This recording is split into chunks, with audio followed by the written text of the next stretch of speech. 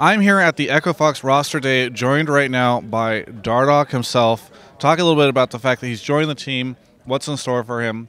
So first off, Dardoch, you had the off season. How did you end up on Echo Fox? Well, off season, I spent most of the off season under contract with TL, and after TL let me know that I wasn't on the roster for 2018, they just looked at trying to find me a new home. We just spoke about it. I said I wanted to be on an organization that I could trust, and Echo Fox was. They reached out to me, and it was really comfortable. Yeah, what has your experience been like with Echo Fox, and kind of how did those early conversations go? I guess the early conversations were more geared towards if I'm comfortable joining the organization, who do I want to play with? And they had expressed that they were interested in playing or using Phoenix as their mid laner, and I said, if you sign Phoenix, I'll sign too. Okay, cool. So you have a pretty good relationship with him. Yeah, me and Phoenix we're great friends. Yeah.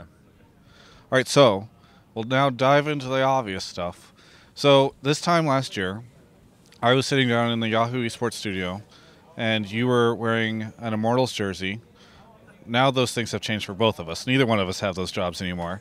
And but anyway, Noah was talking about a 3-year commitment, and then you left Immortals at the end of spring. You ended up on CLG. Before the end of summer, you ended up not with CLG, and you ended up doing stuff with TL. Now you're here. So a bunch of people are going to be asking the question, is Dardoch going to be able to stick around on Echo Fox? How would you answer the people who are skeptical about that? I mean, yes, I'm going to last on Echo Fox. Just the last year, there's just been a lot of things said about me, a lot of ways I've been portrayed by the organizations I used to play for that, there's obviously tons and tons of context missing, and there's tons and tons of, details that just aren't there that, I can't give. Nobody else is going to really speak about it just because, it happened in the past. I just kind of, whatever. I just don't, it's just like unnecessary, I guess, drama to bring it back up. But yeah, I just don't really, I know all the details that are missing, so I don't really hold what the community says about me to heart, because I know they're wrong. So it's just about, enough time passing on the team and us proving them wrong to me for, I guess, the stigma to go away. How much of your departure from those teams was them versus you, right? Because a lot of people, as you say, a lot of the community feels like it's probably just you. Actually, no. I did not express any interest in leaving CLG until they added Omar got into taking scrim time from me, etc., not letting me play in scrims, that kind of stuff. So only after I was effectively removed from the roster in terms of practice from the coaching staff did I ever express any interest in leaving the team. Yeah. Sorry, I should clarify. I don't mean your departure. I mean specifically whenever I'm going to get in relationship terms, when you break up with somebody, sometimes you say it's not you, it's me, or anything like that. So for the issues that are there, how much of that do you feel was on the yes? Cut all that. Okay. Cut all that Yeah. nonsense. Yeah. But okay, here we'll just re-ask the question. Yeah. Okay, so for your departures from those teams, how much of it was you versus the team in your mind where the issue was? Okay, well, just in general team atmospheres or team sports in general is always mutual fault. I'm always very open and honest about the fact that I've made a ton of mistakes in the past, and I've wronged a lot of people, done a lot of things incorrectly, and acted really immature in a lot of situations over the past 2 years. And I do believe that there is genuinely mutual fault between me and the organizations and the teams and all the things that have, been, I guess, all the falling throughs I've had with all these orgs. It's just I've been just scapegoated, I guess. Just if they need someone to blame, it's obviously going to be the person who's been blamed before. You know what I mean? So I don't hold it against them. It's like a very obvious narrative that it's very easy to put me in. But yeah, I think there's mutual fault. But no context, no details, that kind of stuff. Sure. So then, kind of wrapping up this segment of the interview, do you feel like there were issues that you had last year that you need to work on, so that you can succeed on Echo Fox? Yeah, absolutely. I talked with Jared Tendler, who is the I guess the sports psychologist, like the Weldon S person for Team Liquid, and we were working on a lot of communication problems, just in general having my correct focus and mindset for scrims and practice at a consistent level and stuff like that. So over the off season, I worked a ton on all the things that I needed to, and yeah, I feel pretty confident going in. Sure.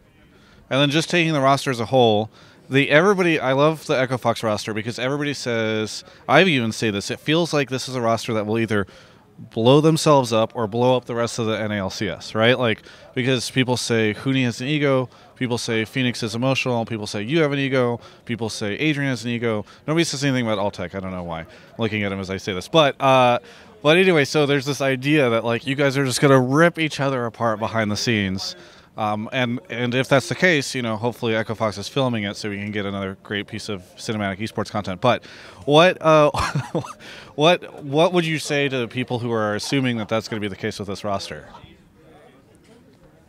I mean, if you play both sides of the spectrum, if you say they're either going to be really good or really bad, you're going to be right. Yeah. So, I mean, I guess we'll just prove them right one way or the other. Yeah. But I think all these rumors and stigmas are just by people who have never worked with us and by people, just browsing Reddit with all their opinions. So, I mean, they're obviously wrong. Huni is one of the easiest people ever to work with. Like, the most common criticism I heard from Huni was just that he tilts in game, and I have, for full disclosure, ruined his laning phase by killing myself several times in scrims, and he has kept the most strong mental I've ever seen of a player ever. But just for everybody, I mean, everybody gets along really well. There's no like stress or arguments, anything like that. We're all just I feel like we're all at a point in our careers, aside from maybe Huni because he's world finalist. We're all at the point in our career where we really need to prove ourselves. So it's like no BS. Everybody's just really giving full effort, and nobody is just trying to break anybody down. Were you like, I've heard this rumor that Huni tilts. It's a scrim. Let's test this out. You go up there and you're like, oops, I died, just to sort of see how that goes? No, it was a very unlucky circumstance, and I may or may not have played gank very incorrectly, killed myself, and then the only thing Huni says is close. And I just say, I'm so sorry. Okay, good to hear. All right, so let's just go back to the LCS broadly. There's this narrative of TSMTL looking really strong. Everybody's hyping up these teams. Do you buy into that narrative? Do you think that they're going to be the main opponents that you guys will have to face? For TSM, yes. For TL, no. Okay. Yeah. How come? I don't really think Team Liquid's roster is as strong as everybody perceives it to be, but their individual players are all very renowned and well-respected for very good reason. But that roster coming together synergy-wise is a big question mark for me, just with how the personalities, I guess, of the top and AD swapped from Flame to Impact and from Cody Sun to Doublelift. They're very different people, very different players with a lot of specific needs, and obviously they're individuals, but I think they could have some issues. Okay. Very interesting. Other than that, what are you excited about for NALCS this year? Anything that I'd like to end on a positive note. So what's got you hype about starting this weekend? This weekend I'm really just excited to watch Sven and Mithy play. Okay. I've been huge fans of them for a really long time, and I'm excited just to watch them. They're really great players. Yeah. Very good. Anything you want to say to any of the Echo Fox fans, the Dardoch fans, the Dardoch haters, the Reddit analysts, anything out there? To the Echo Fox fans, thanks for supporting us so far. We don't have any results or anything to base these things off of that we say, but hopefully you guys just support us throughout the year because we'll most likely need it. And to my fans, thanks for sticking through all the time, through all these roster swaps, stuff like that, and just Reddit analysts. Stay on Reddit, just keep everybody just stay in your own lane. Thank you so much for the interview, Dardoch. Looking forward to seeing your re-debut with Echo Fox this weekend. For everyone else, you can check out the rest of my coverage of all things esports right here on my YouTube channel.